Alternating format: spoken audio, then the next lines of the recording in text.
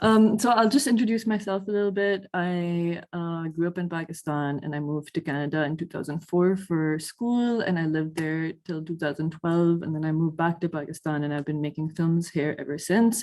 And through my career, I travel a lot and represent Pakistan in film forums, festivals, markets across the world. And so interface with the international community, with a very small section of the international community quite often. My experience as a woman wearing a hijab, a veiled woman in Canada was, post the 9/11 years. I think things had settled down by then, and like before the new wave of Trump fascism and Islamophobia. But at the tail end of it, I think I wanted to, because I was thinking about my own experiences living abroad, and two incidents only popped up, which is not a lot. One is when I had just left film school and I was trying to get a waitressing job to make ends meet. And I interviewed at a Sri Lankan run Thai restaurant, which makes no sense. And I was told that my hijab would cheapen the restaurant. And so I could work in the kitchen, but not as wait staff, because it just made the restaurant look poor, because the hijab at that point in 2010, this was more equivalent to me being an immigrant, the institution being run as an immigrant-run institution, and therefore not fancy enough for the clientele that they wanted. So not exactly Islamophobia, but just the place of brown people and Muslim people and immigrants in Toronto at that time was such. And then the second and only like real criticism I received was when I was in Cuba. I was at a resort and there was a very creepy Canadian white man who was hitting on these like 15-year-olds, and then decided to like launch on a tirade about how his daughter, he was afraid for his daughter because she had to encounter in school other women wearing hijab. And I was like, what are you, like, we're afraid of you, weird, creepy man. But these are two very different perspectives. One was somebody that I considered part of my community because he was a South Asian, who very straight up said, hey, we need to have maybe Asian people, like East Asian people, because they are considered, the proximity to whiteness of East Asians is a little closer than us. And that's more a race-based analysis of our social positioning. And then the second encounter was really just, you're somebody not very educated and xenophobic generally about something that they do not understand, do not try to understand, but see as different from them, and therefore dislike. And we see that in all communities. We see that in our own community far too often, to distance ourselves from somebody else.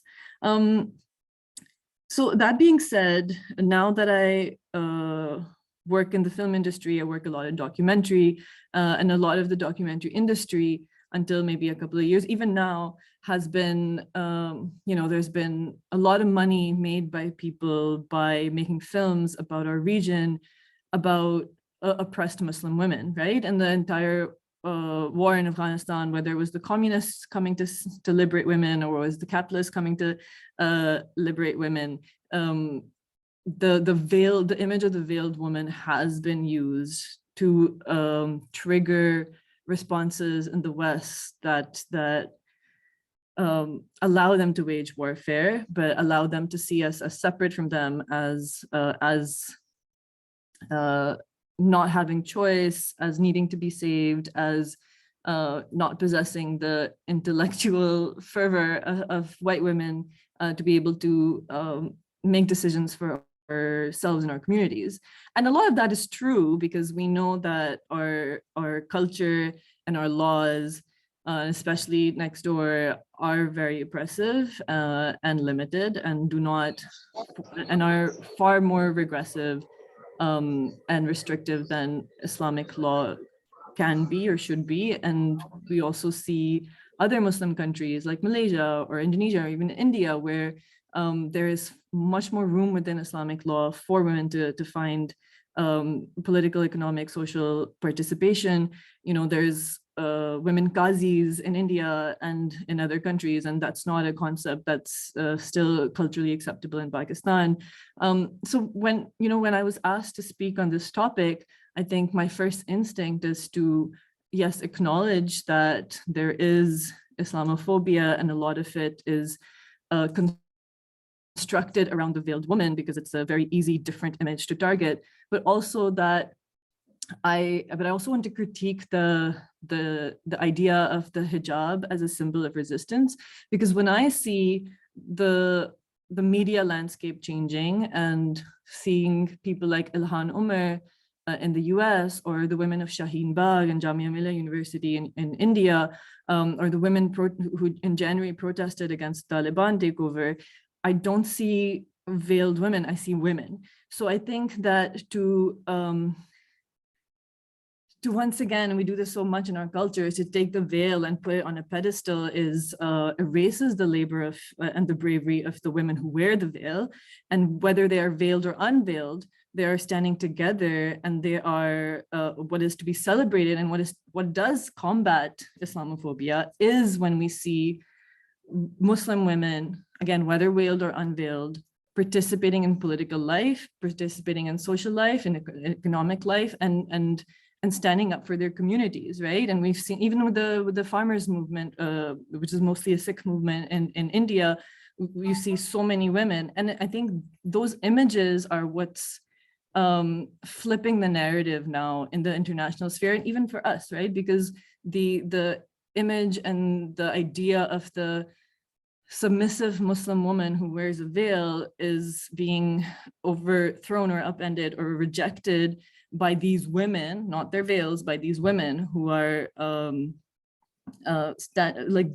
are in the front lines of various wars, whether it's imperial wars or neo-colonial wars or fascist oppressors. So that's my first critique of this topic, is that I do not think that women should be thrust into this realm of the symbolic, because we have lived experience, and I also think that we speak about, I discuss the idea of veiling a lot with my friends, and there is this one you can theorize that the hijab is resisting the male gaze if we were talking about resistance. But I think even that in a patriarchal context is untrue, because you may try to resist the patriarchal gaze through modesty by not presenting yourself as a sexual commodity, but at the same time, the patriarchal context will undercut you, because it will still divide you amongst women as the veiled and the unveiled. And so once again, the patriarchal gaze does not allow you to be just a woman, and it brings divisions amongst us, and it enforces this enforces stereotypes and amongst us in our own culture, and it doesn't allow a spiritual practice to remain a spiritual practice. It becomes a public social practice, which it is, right? The hijab is, in this context, I would say in communities abroad as well, because Muslim communities, even abroad, remain very close-knit, that it is a way for women to negotiate their visibility and their mobility. And for me, as a person of faith, I really reject all of that, and I really have to consistently remind myself and rejig my brain to understand why I continue to wear a hijab. And it is, at the end of the day, a spiritual practice. And like any spiritual practice, it is not consistent and should not be expected to be consistent. Like if anybody here says their namaz or fast, like no namaz is the same, no fast is the same, no dua is the same. And so even the idea of modesty as being this consistent virtue that defines a woman and must never err or never just move even slightly is an incredible, that is the incredible oppression, I think, because again, it divides women into virtuous and non-virtuous. It does not allow us to be imagined as full human beings who have a different brain chemistry every second. You know, I think even like this might be hard for people to hear, but like my hormones will define how modest I'm feeling, to be honest, on a day-to-day basis or a monthly basis or weekly basis.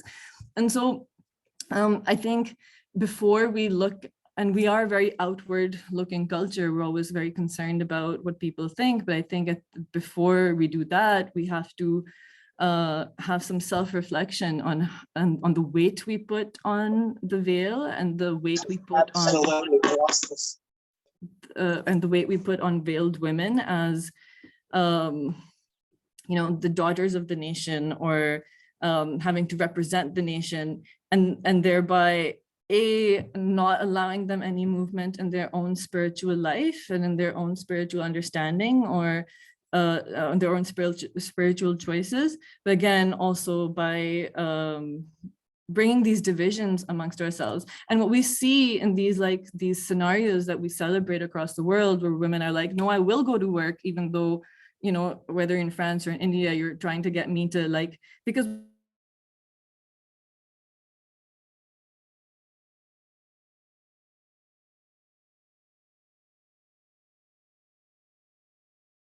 in the more traditional context of the Muslim woman being in the realm of the home, these women are already defying that. And that's where the problem comes in, right? Because they're actively now participating in normal social life. And that also, yeah, that's against the narrative, or that defies the narrative. I'm repeating myself a little bit, of what the Muslim woman is supposed to be, which is submissive and at home. So yeah, so I think my perspective here is that, you know, when I look at the women of Aurat March or Shaheen Bagh or elsewhere, the you know, the activism in North America, I see women of all faiths, all practices coming together and choosing and fighting for and advocating for and organizing for a more just and inclusive and brave way of living. And so when I see these women, I do not see that they are veiled or unveiled. I see that they are participating and that they are together and that they're finding community amongst themselves. So I think that is the bigger resistance. And I think, you know, even if you, whatever trends happen in like sort of activist circles now tend to filter into capitalist media campaigns. So you even see your lawn ad that used to be like that one woman with her lawn kameez flying in the air is now like 7 women with their, you know, so the idea of women and solidarity has filtered into our collective imagination, and that's not a bad thing, even if it is being co-opted by the capitalists. But I think we should also, as the Muslim community, whether inward facing or outward facing, we also need to embrace that it is the solidarity and this, again, this participation in public life that is resistance and not a piece of fabric. Thank you so much, Anam. I really found it interesting how you spoke about whether veiled or unveiled, you know, that women should be seen as women, and it shouldn't make a difference whether they're wearing a hijab or not, and it should be about what they're giving back or what their contributions are and who they are as people. And also the weight or burden we put on women, I think that's really important. And then just that male gaze of seeing, you know, giving more meaning to what you're seeing than what is actually there. So I think that's really interesting, and I would love to come back to you during the Q&A and have that discussion. And I'm sure that a lot of people in the audience also have have questions for you. But so thank you for that. And moving on, we're going to be moving to the second topic for our webinar today. And what we've seen over the past 2 decades is that Muslim individuals and communities have borne the brunt of the use and abuse of counterterrorism measures. There's collective blame that is cast on Muslims for terrorist acts purportedly carried out in the name of Islam, alongside Islamophobic attitudes that draw on negative overgeneralizations and stereotypes and essentializations of Muslims, which depict them as threatening and center on constructions of irreconcilable cultural differences between Muslims and the values of the majority populations of the countries that they're living in. These have led to acts of discrimination, hostility, and violence against Muslim individuals and communities, specifically our immigrant communities. So for that, I'm going to be moving on to Dr. Samina Yasmeen, who is Director and Founder, UWA Center for Muslim States and Societies, who will be giving us a talk on impact of Islamophobia on immigrant communities. Dr. Yasmeen, the floor is yours. Thank you very much, Zinera. Can you hear me? Yep. Yes, we can hear you. All right, thank you. Well, I really enjoyed Amna's contribution. Where I would want to start is that when we're talking about threat of rising Islamophobia, we need to think about the date that we're meeting during the time. It's the 16th of March, which is 1 day and 3 years after the attack on New Zealand mosques, which killed 50 people. And it was done because somebody decided that he had learned about the dangers of Islam and he was committed to clearing that threat from New Zealand or from the Western world, Western white world. So that's the extreme form of impact of rising Islamophobia on Muslim safety and security. But we need to know that there are different levels of Islamophobia that exist in different countries, because one example that we're currently looking at is the rise of Islamophobia in India, where the court only yesterday said that it was okay to ban wearing hijab. Now, I take your point, Amna, about hijab being the defining element in terms of womanhood for Muslims. But the reality is that even for those women who opted for it as an indication of their identity, that was a threat and it was considered to be not permissible. But then they're not only ones. We have examples, for example, in Myanmar, but even other countries such as Singapore, where there is a community and there is organized groups that deal with Muslims' rights and are engaging them into the wider community, still you find possibility and incidents of Islamophobia. So I guess what I want to point out is that there are different levels of threats that are caused by Islamophobia to people in the societies that they live in. But is this really just limited to the states in which these people live, or can we look at it as a generalized phenomenon that is impacting on Muslims who are living as minorities? And if yes, what kind of impact can we think of or we have seen? So I guess as someone who's lived in Australia for the last 42 years, or maybe 43, I'm beginning to forget now, as a migrant, as a minority sort of a religious community, what I've done is done research along with a lot of other people to see how Islamophobia has increased and what's its impact on people living in Australia, but also how it compares to other communities living elsewhere.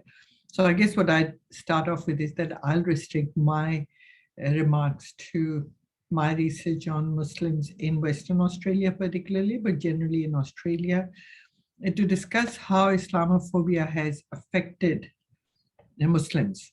So to begin with, I think what we need to accept is that Islamophobia hasn't really been there right through the history, because it's relatively a new phenomena. Previously, it was mixed with racism. But once the number of Muslims started increasing in Australia, especially after the early 1990s when the Cold War came to an end, suddenly the numbers were going very high. And it's during that time that identity of Muslim was being looked at by the wider community as someone who had come in, who was supposedly new in the Australian context, even though Islam has been part of Australia way before the Europeans arrived in this region.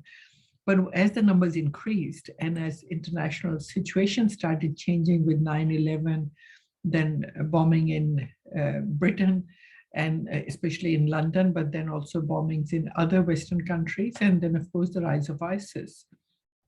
What we see is that in case of Australia, Islamophobia moved from being a vague sense of difference between Muslims and the wider community to one, there was a creeping Islamophobia, and then we finally got to the point where it started increasing to the level that someone of Australian background like Brendan Tarrant was able to learn from different communities around the world of Islamophobic nature, and then inflict that damage on Muslims in New Zealand, but also indicate that there was a widespread community, a small number, but there was a widespread, it was widespread in terms of geography, that didn't think that Muslims had a place in Western liberal societies.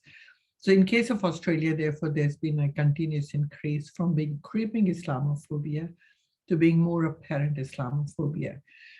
Now, the question is that how it has impacted on communities in Australia. So the fact that there's more than 180 different backgrounds from where Muslims come to Australia, even though their number is just slightly over 600,000 in the total population, it leads us to understand that the impact is very different depending upon where you are, where you come from, and also the degree of your religiosity. Sorry.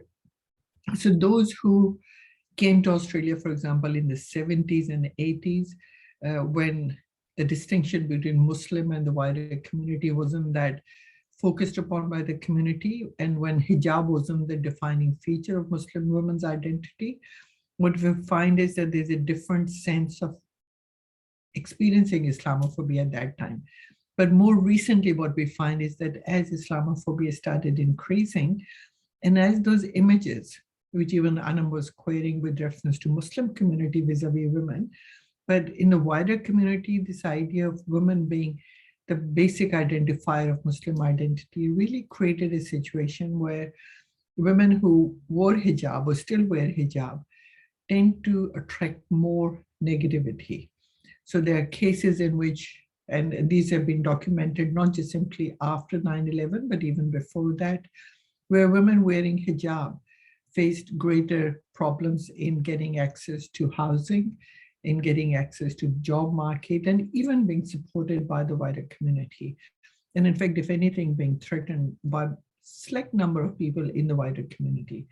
So after 9/11, as the Islamophobia has increased, women who subscribe to traditional dress code, wearing hijab, and more recently even wearing niqab and abayas in the public space, have been the target of criticism, attacks, but also negativity or just simply bullying by people around. But what I want to point out is that this sense is not just limited to women who wear hijab, because if we think about Islamophobia and its impact on the community, and if we're just limiting our discussion just to the women, the reality is that even women who do not wear hijab, they also get impacted upon by the rising Islamophobia. The more you talk about Islam being the threat, the more you talk about Islam having to leave the space or the need for reforming Islam, what you introduce in the discussion is that those who are citizens as Muslims in Australia and even in other Western liberal societies, that somehow they have to prove their right as a citizen. So what it creates is a sense of implied second citizenship among these women. They may be not wearing hijab, but when they go into the public space, when they identify themselves as Muslims, they are likely to be asked questions about the position of women in Islam. And it comes with an understanding that somehow women in Islam are oppressed and not equal to men, something similar to, something different from what's happening in the West, even though that's also questionable. But this impact on Muslim women who are not subscribing to traditional dress code, I think needs to be understood.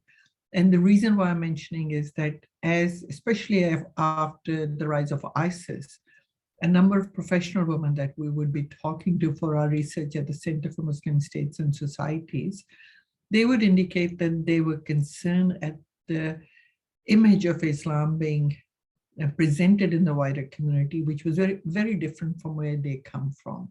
So I guess the first point is going through the same data that a lot of other people do, that women become the targets of Islamophobia, especially those who are visibly Muslim.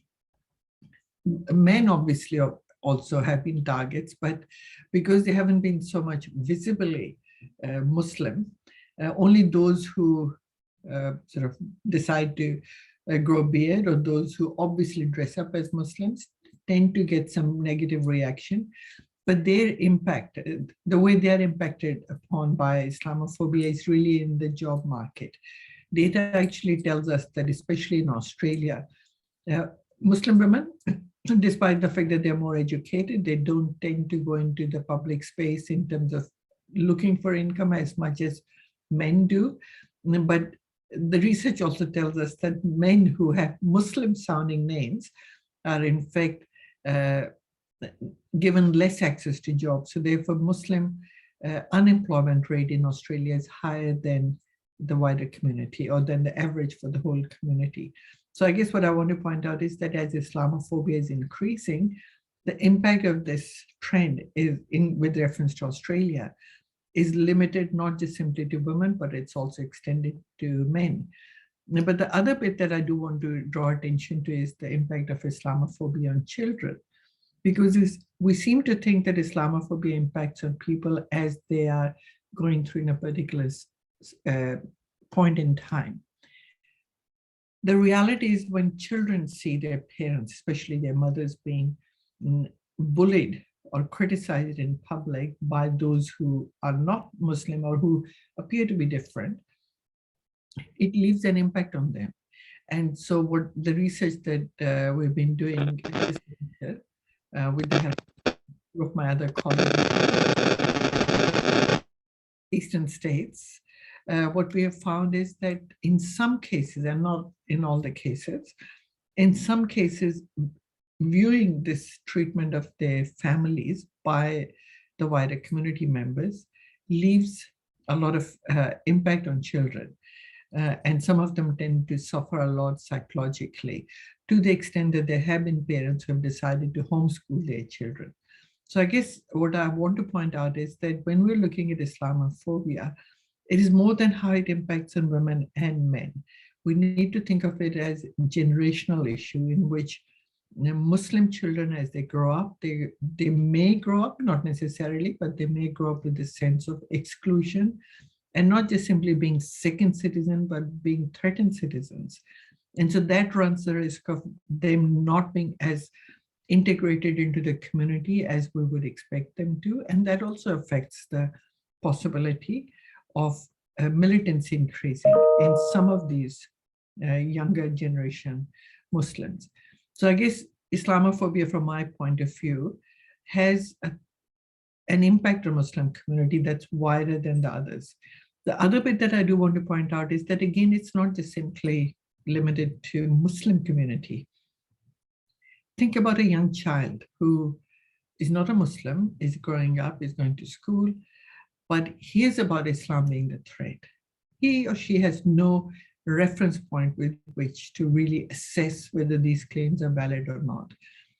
He or she is likely to take this information on board and try and internalize it without anyone insisting that they need to do that.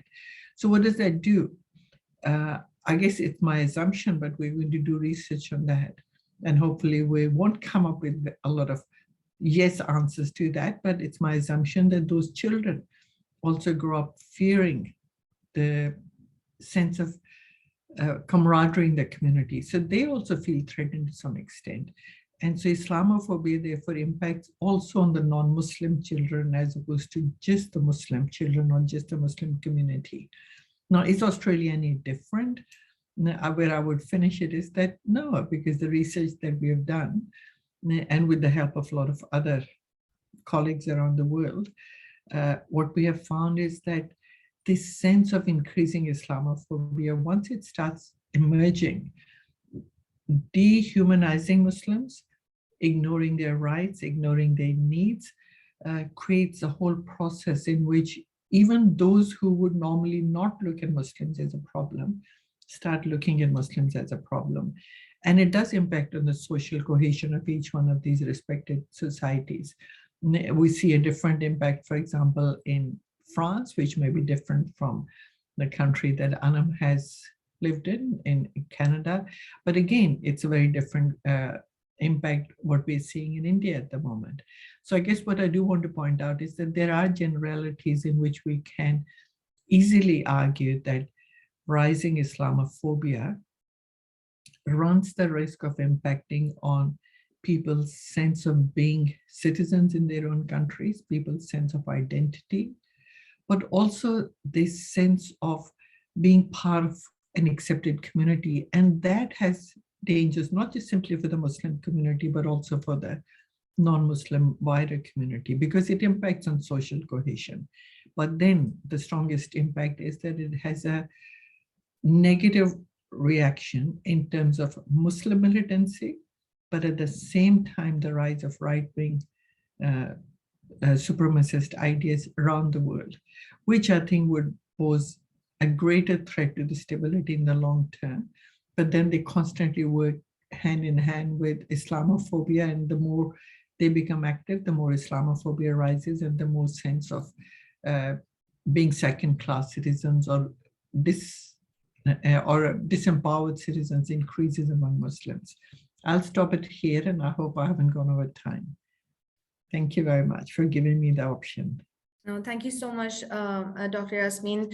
And I think you made some really pertinent points about how Islamophobia is not just impacting Muslims in seclusion, it's also impacting larger communities and the social cohesion. And I think it's really important to see that it's not something that is just happening to the Muslim community. So I think that's a really interesting take on that. Taking this conversation further, so the institutional suspicion and fear of Muslims and those perceived to be Muslims has escalated to epidemic proportions, which was a statement that was given by the UN Special Rapporteur on Freedom of Religion or Belief, Mr. Saeed, who said that numerous states, regional and international bodies are to blame for the conditions that have been created now. He also said that nearly 4 in 10 people in Europe have unfavorable views about Muslims, and about 30% of Americans view Muslims in a negative light. Keeping this in consideration, keeping this Islamophobic climate in consideration, the role of OIC is really, really essential in how we go forward and how we work on mitigating some of these effects in the future. So the OIC is the second largest intergovernmental organization after the UN, and has a massive role to play in combating Islamophobia around the world. And just, I think yesterday it was announced that the UN has adopted a landmark resolution, which was introduced by Pakistan on behalf of the OIC, which designated 15th March as International Day to Combat Islamophobia. And so for this reason, I think it's very essential, and we're very happy that we have Ambassador Rizwan Saeed Sheikh with us, who is Pakistan's permanent representative to the OIC, who will be talking about the role of the OIC in combating Islamophobia, and we all look forward to hearing some of his expertise. So Ambassador Sheikh, the floor is yours.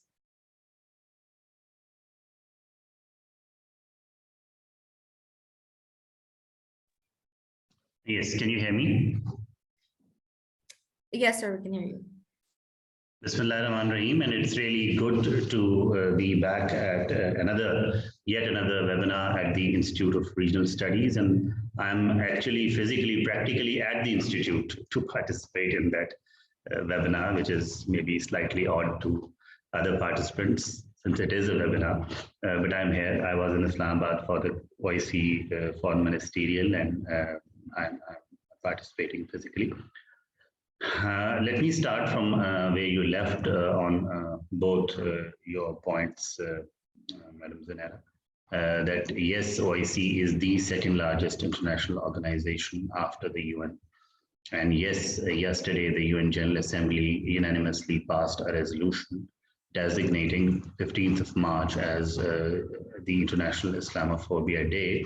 It started, it was a process that started in November 2020 at Niamey at the last session of the OIC Council of Foreign Ministers, where again Pakistan moved a resolution to designate this day as the Islamophobia Day within the OIC geography.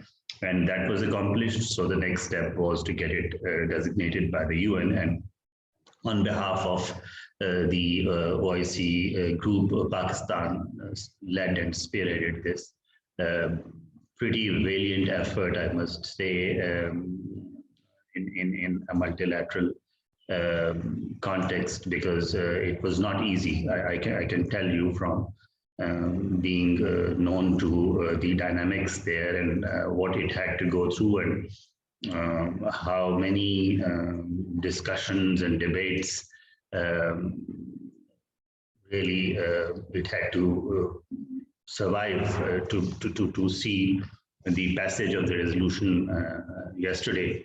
It was not easy, and it's still it has not ended the endeavor. The effort has not ended. Now that we have designated the Islamophobia Day, there's going to be an effort to really distinguish this phenomena from the ordinary stream or streak of racism, whether it is in international discourse, multilateral discourse, or whether it is part of the international legal wherewithal or infrastructure that is available to the UN member states and international community at large to grapple with such issues that form part of contemporary existence. So Islamophobia has already been defined. I mean, I must say the two previous speakers really gave very specific on very specific topics, very good presentations. I mean, Madam Anam Abbas spoke about her experience in North America, particularly gender specific with gender specificity, and Madam Samina Yasmeen also again in the geographical context of Australia. What you have experienced in the West, and then you were able to also generalize it by saying and making a very valid point that Islamophobia does not only impact the Muslims, but it is impacting social cohesion in societies, and is practically and particularly antithetical to the very concept or the notion of globalization or global village, as it is increasingly being called. So if there is a global village, there needs to be social cohesion, and also some commonality that should exist as a thread in the international community. So there is a need to build identities on the basis of commonalities and not on the basis of differences. In the global village. So the nation states that form part of this international community should look at what is common amongst them, and not only look for commonalities, but should try and play up and enhance those commonalities with a view to making sure that we bequeath a good world, a good place to live in to the next generation, and not leave them with identity crises and identity wars in future. That is where the role of OIC becomes. Sorry, am I audible? I hope. Yes, sorry, there was just someone was unmuted. Okay, I hope I'm not that one. But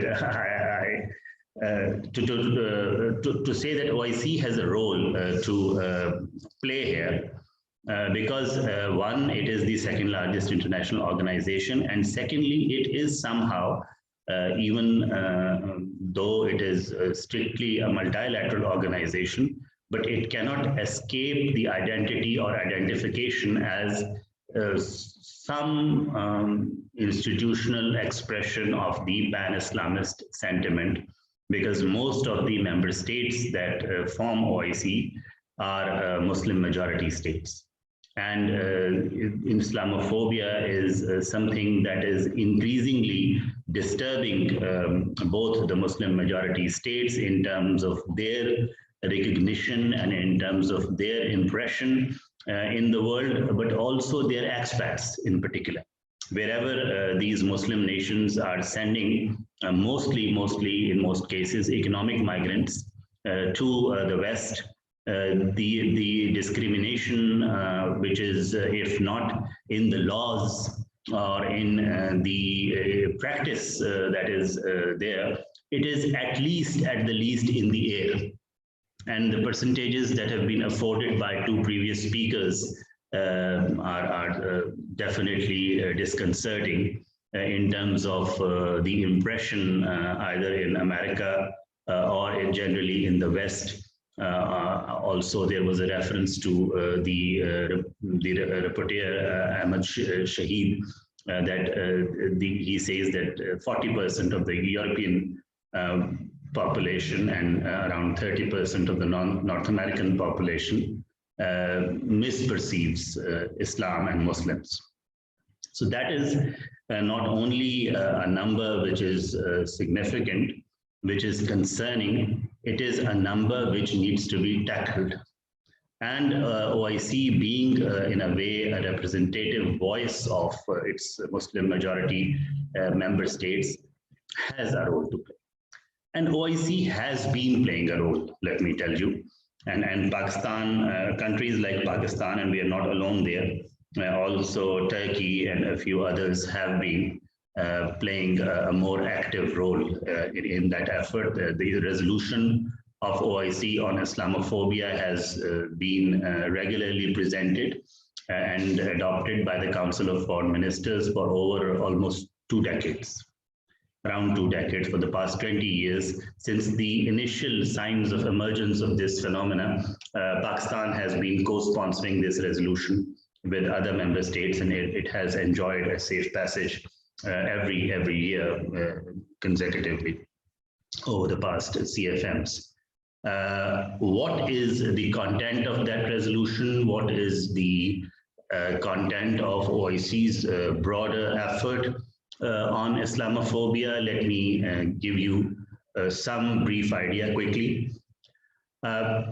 I spent some time at the OIC General Secretariat. That is what has brought me back as Pakistan's first designated permanent representative to the OIC. It's a new embassy that is only dedicated to OIC and the broader OIC system, Islamic Development Bank and other bodies that form part of this family.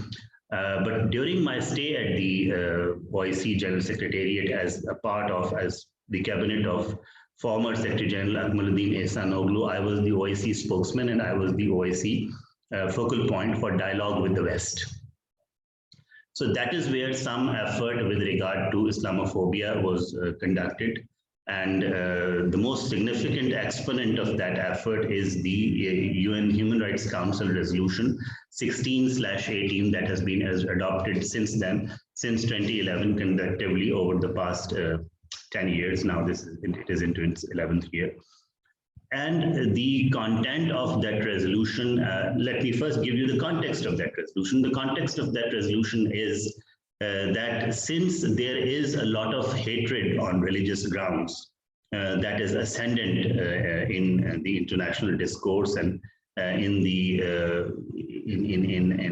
contemporary existence, there is a need to squarely address it. So the general agreement was that the international community needed a common framework to address this particular issue, and the only framework that we thought was common, adhered to and signed on by the entire membership of the United Nations was the Universal Declaration on Human Rights. So the human rights framework afforded a platform where this issue of Islamophobia and also broader religious hatred could be dealt with. And based on that, we started a process that resulted in adoption of Resolution 1618 in, I think it was June 2011. And it replaced an erstwhile resolution on defamation of religions, addressing the issue more squarely in international legal terms. The crux of the debate between the West and the Muslim world, so as to say, when it comes to Islamophobia is whether the Article 19 of the International Covenant on Civil and Political Rights, which talks about freedom of opinion and expression, is super sacrosanct and it trumps everything, or as very vocally and with a lot of effect, the Muslim countries and OIC on their behalf since the past 10 years has been able to advocate is that no, it is not the case, because in legal terms and in interpreting all conventions and legal treaties, there is something in legal parlance which is termed as intent of drafters. So when it comes to interpreting a legal document, we have to go and look at the intent of drafters. In terms of ICCPR, the intent of drafters clearly indicates that Article 19 is there, and I mean there's a sequence. There's Article 18 about religious freedom. There's Article 19 about freedom of opinion and expression. There is Article 20 after, deliberately placed after 18 and 19, which talks about prohibition of incitement to hatred on religious grounds, and there is also other racial religious grounds, but religious is a part of it. So in terms of intent of drafters, we have been advocating that all said and done, giving the freedom of opinion and expression its due place in the international legal infrastructure, the drafters decided that while freedom of opinion and expression was there, any attempt to incitement to hatred or violence on religious grounds had to be prohibited, and it's a very significant language. When you say prohibited, if you interpret it, it means that it has to be done by law. There is no other way of prohibiting anything. You prohibit something by law. But still, the drafters found it important to mention specifically that it has, if you go and look at the language of Article 20 of the International Covenant on Civil and Political Rights, it says prohibited by law. So it makes it obligatory upon the international community, all the nation states in modern world, post 1966, when this covenant was passed, that they have to prohibit by law any incitement to hatred on religious grounds, over and above the freedom of opinion and expression, and that is setting limits to freedom and opinion and expression. So for international peace and security, for full guarantee of civil and political rights within a particular polity or a political economy, it is important, it is a necessary condition to have freedom of opinion and expression, but it is not a sufficient condition. The sufficient condition is in Article 20 of the ICCPR, and that is the crux or the debate that is currently in vogue, and OIC is still spearheading that effort, Pakistan being the perennial chair of, permanent chair of the OIC group on human rights. At the Human Rights Council in Geneva is also playing a leadership role there. And basically, it is important not only that OIC continues to feed that debate, but to add to it, Resolution 1618 also at that time when we initiated this process, we were not only successful at just getting this resolution adopted, we were also able to initiate and institute a process, a whole process for its implementation. At the heart of the resolution are 8 points of the OIC Secretary General, and until today they are referred to as the 8 points of OIC Secretary General, giving the OIC's role in this endeavor a sort of recognition and a permanent status in the resolution itself. And one of those 8 points, point number 6 or F, is the criminalization of any derogation towards veneered personalities with regard to any religion, blasphemy, so as to say, which causes most of the Islamophobic upheaval in both the Muslim world as well as correspondingly in the West. And all these issues that have been discussed, like hijab, before leaving for Jeddah the last day, I had a lunch with the French Consul General in Jeddah, and we discussed hijab. Of course, in France, it's a major issue at length. And I only pointed out to him that how come you find caricatures with regard to one of the most veneered personalities in not only Muslim history, but in the world history, not offending, and a lady wearing a hijab somehow a threat to your national security or your social cohesion. These two don't really sit together, because even listening to it, you do not have to be a Muslim. An ordinary lady wearing a hijab in public place and a caricature of a prophet, you find one really offending and the other is perhaps easy to be swept under the carpet of freedom of opinion and expression. This is amazing, and it's an ongoing discussion. We will continue it. It's going on between OIC and the West. But yes, the idea was to briefly mention that OIC has a role.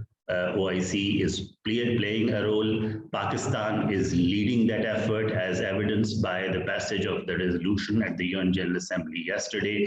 Pakistan will continue to lead that effort, because after 23rd of March, we will be chairing the OIC Council of Foreign Ministers for a year, and certainly ascendant Islamophobia and grappling with its consequences for regional, sub-regional, and global peace and security, particularly in the context of South Asia, where the exponents, as I've already mentioned, are perhaps the most glaring, the most hitting you in the eye, still being ignored by a broader international community for reasons of political expediency.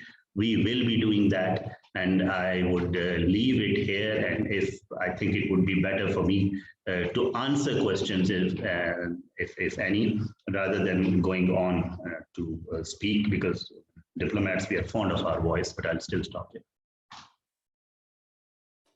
Thank you so much, Ambassador Sheikh, and for highlighting some of the efforts that the OIC is making, and for some of the steps that concrete steps that have been taken in this regard. I saw that Dr. Yasmeen, you raised your hand. Do you have a question to ask directly? Oh, no. Okay. Okay. So I have a lot of questions that have been sent to me privately, so I'm going to start reading those out. First of all, I think, so Imran Siddar, who's a research analyst at IRS, has a question for Dr. Samina Yasmeen. He said that if Muslim communities become vocal on the concerns of minorities or religious minorities living in Muslim countries, for instance, for example, if you start talking about the Christian phobia, do you think this would help reduce polarization and the threat of Islamophobia? And secondly, what do you suggest whether Muslim communities should proactively do something to change the negative perception about Islamic values while living in foreign countries, or should they not do anything altogether? Which option do you think is more logical? Right. Thank you, Imran, for asking these questions. I think, first of all, what I do want to point out is that Muslim minorities are not the only minorities. It's a very good question that we do have Christian, Jewish, Sikh, Hindu minorities in lots of other countries, including in Pakistan.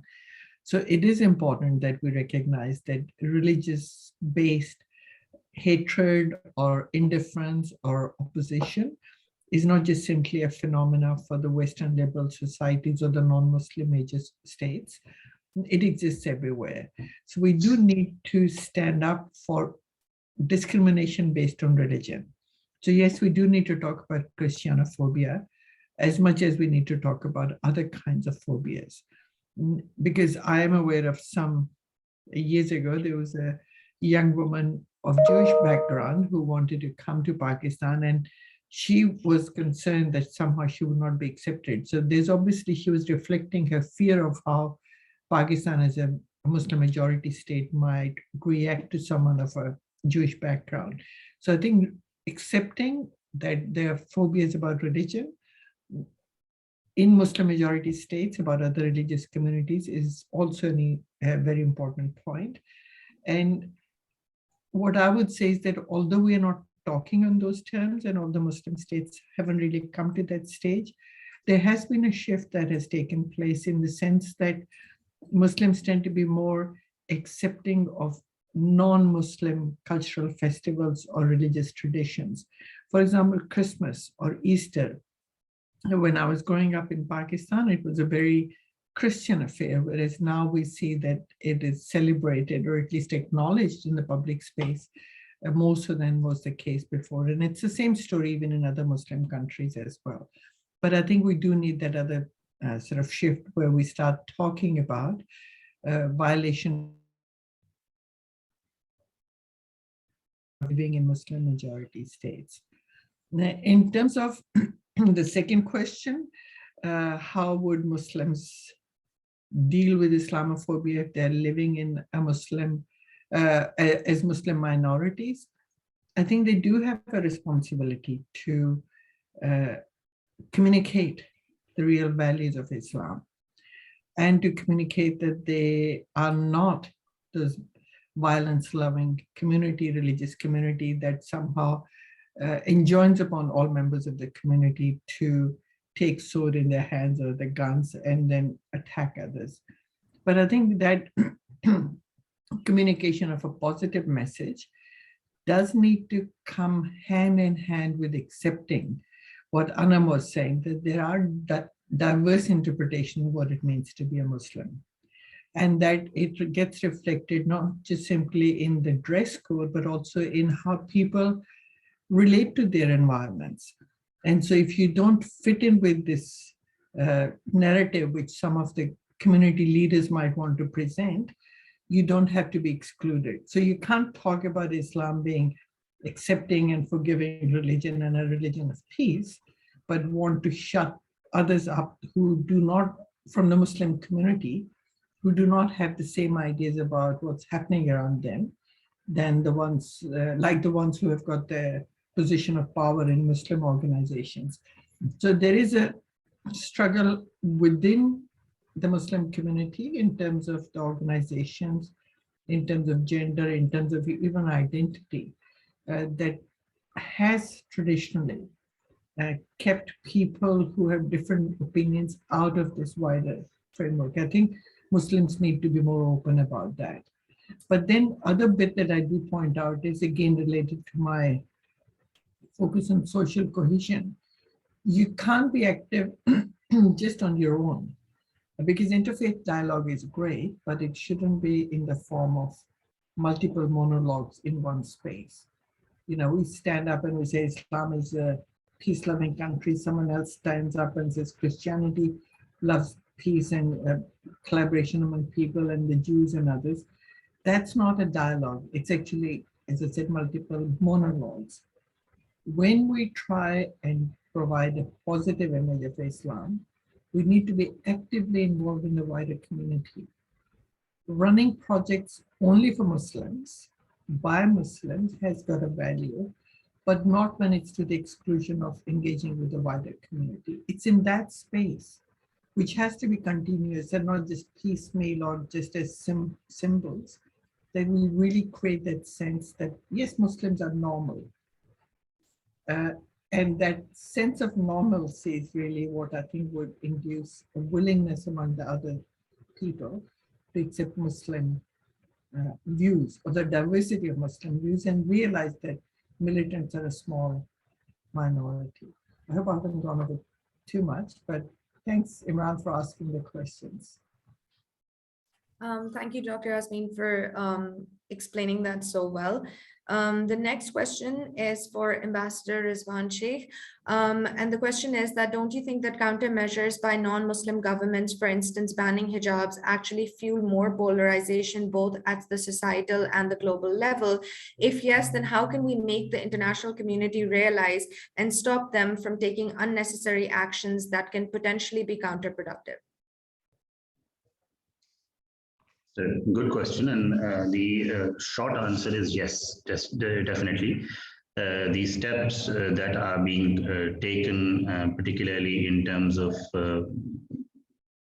penalizing or declaring it even at the national level illegal to wear hijab or associate with any such symbol of religious identity is counterproductive, is fueling or the fire or fanning the flames of Islamophobia. I mean, I agree with Imran, and Madam has explained very well that there are it's about all religions, not just about Islam, but Islam being our focus today.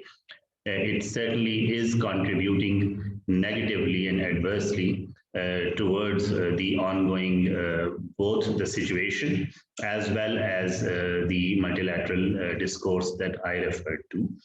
And the solution certainly is to intensify our effort within the framework of international human rights law and international human rights covenants and treaties and norms, being the common framework, as I pointed out, to amplify the existing laws, of course, wherever there is opportunity, and develop a common understanding, for instance, specifically in the case of the interpretation of Articles 18, 19, and 20 at the ICCPR. And if we still feel that there is a legal void, there is a gap because the world has evolved since late 1960s, there is a need for the international community to sit together and squarely address this issue in terms of a standard setting, a normative exercise, by evolving new laws to address the contemporary issue more squarely. And contemporary issue, not only the issue,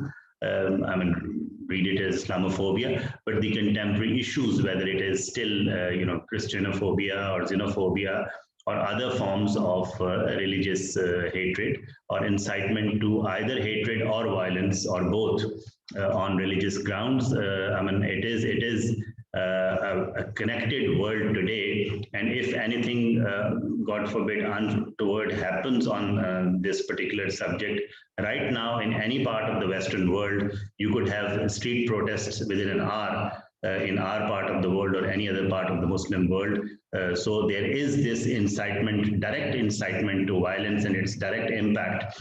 That is a reality in today's world. And if we feel that the international legal normative infrastructure is deficient on that score, we should, as international community and responsible members of international community, add on the thing that we keep telling to the West is that, look, it's better that governments sit down and discuss this issue and take matters and decisions and implementation in our hands, or whether it is your street or our street, we would be letting the street decide what to do about it, and the matters would not be in our hands then. So it is, as responsible members of international community, better that the West, the Muslims, all the others, they sit down, come together and address this issue squarely, because in a more and more connected world, by the day, by the minute, it is going to impact us more and more, because it may be a different lifestyle in the West, but religiosity, for instance, is a part of daily life in our part of the world.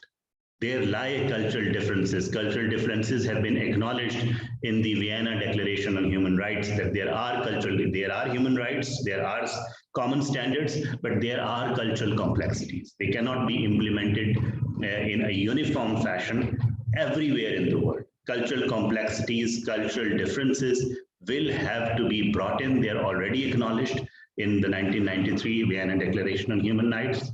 And that discussion needs to be taken further. So as diplomats, while the others, of course, academics deal with the research, the sociological impact of it. We deal with trying to address the situation through law, through diplomacy, and that is what should be, not only ascendant as we go forward, but maybe put at the center stage in trying to grapple with these issues. Thank you so much, Ambassador Sheikh. Our next question is for Ms. Anam Abbas. The question is that in response to your earlier comment about the hijab, wouldn't you say that hijab has been turned into a symbol of political resistance against and in direct response to the opposition and oppression being seen in world politics and state policies, and it is simply Muslims taking ownership of their own narrative? So I understand that the hijab is being used as an easy target by states and politicians who want to divide and rule, which is everywhere, right? So whether it's the white supremacist civilizational discourse or the Hindutva civilizational discourse, or even our own state trying to convince us that we're the descendants of Artughul Ghazi. There are efforts to unite certain populations against others. And so the visible Muslimness of women becomes an easy target. Where, I think about like post 9/11 and men who are now in their 40s who went through that, and they were the initial targets.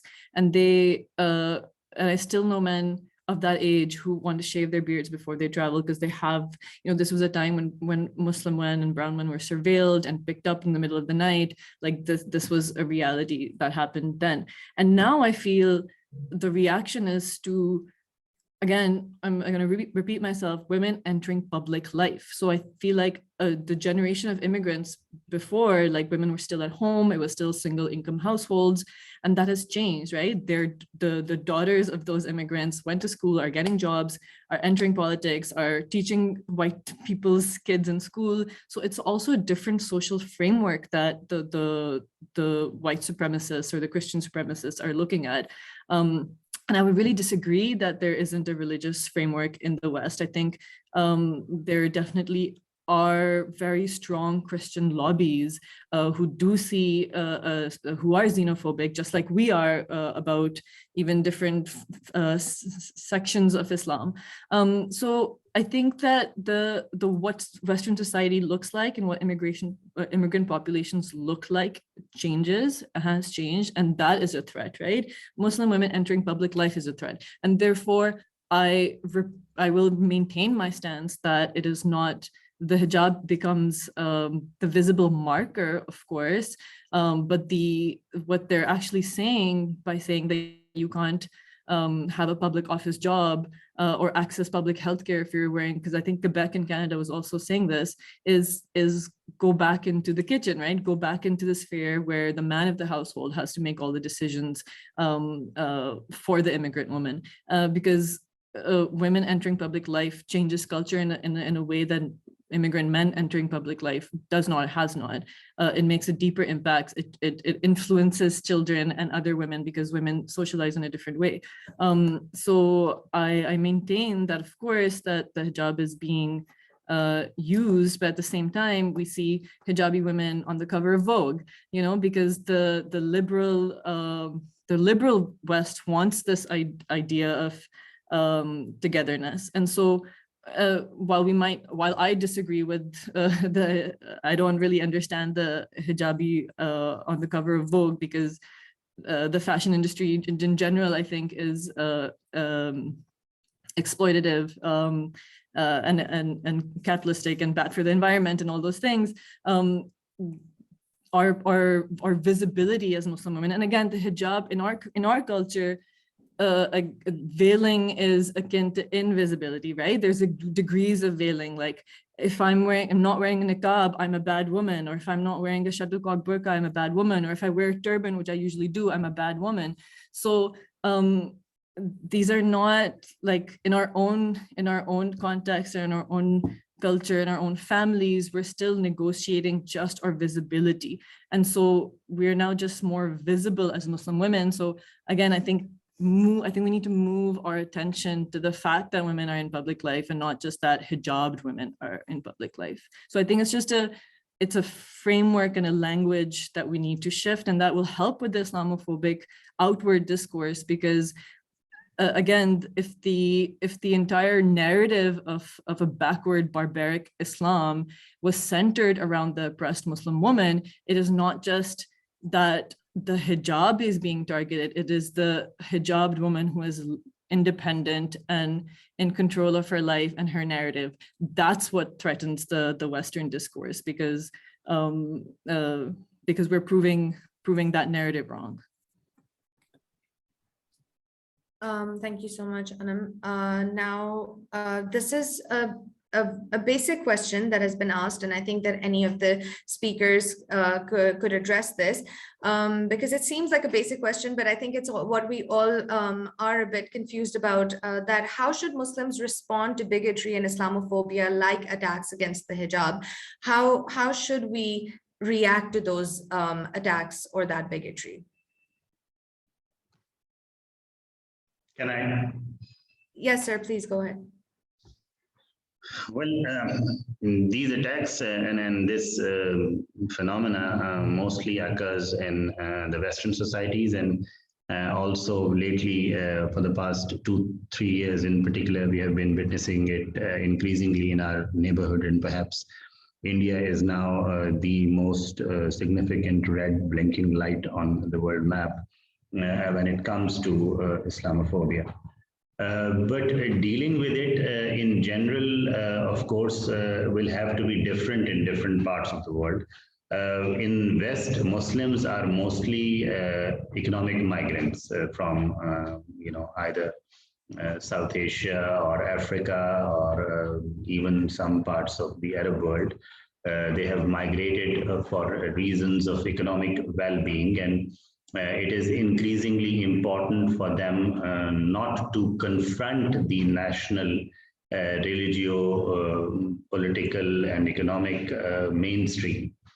For instance, I served for 4.5 years at the Pakistan embassy in Washington before coming to OIC as ambassador. I was the deputy ambassador there, and I saw a different kind of Muslim community in United States compared to what I had seen in Europe, in Switzerland, for instance, and by the extension, broader Europe.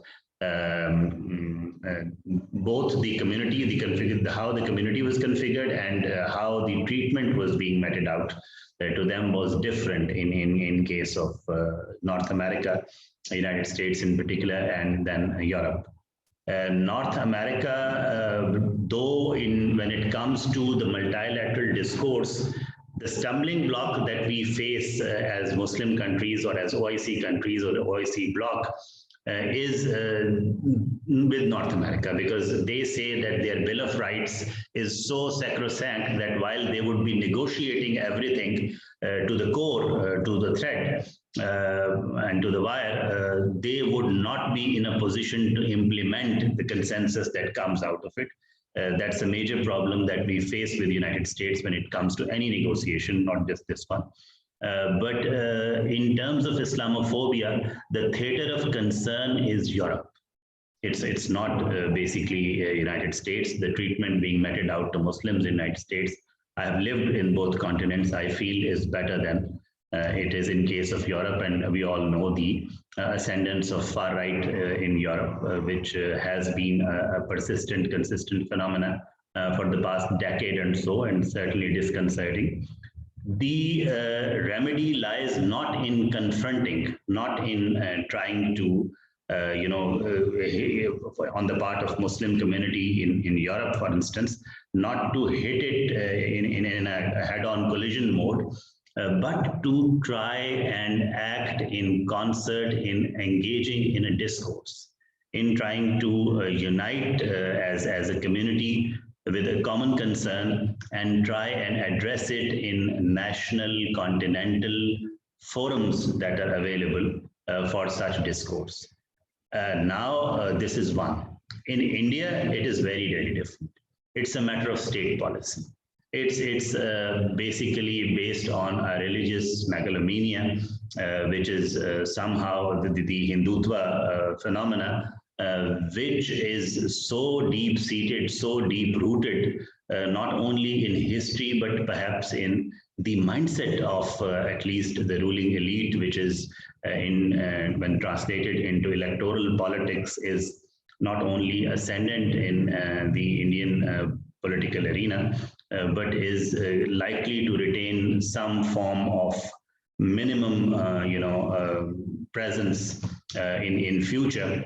So there, perhaps it is more important, yes, to deal with it at the available fora in the parliament, in certainly the media, the available forums, but also for Muslim community in India to unite and not just look at the available forums in advancing this discussion, but since there is an inherent bias against Muslims in particular, and there is this phenomena of, पुरखों की तरफ वापसी or पुरखों की घर वापसी, that return to the, originality or back to the ancestry, and everybody to reconvert into Hinduism.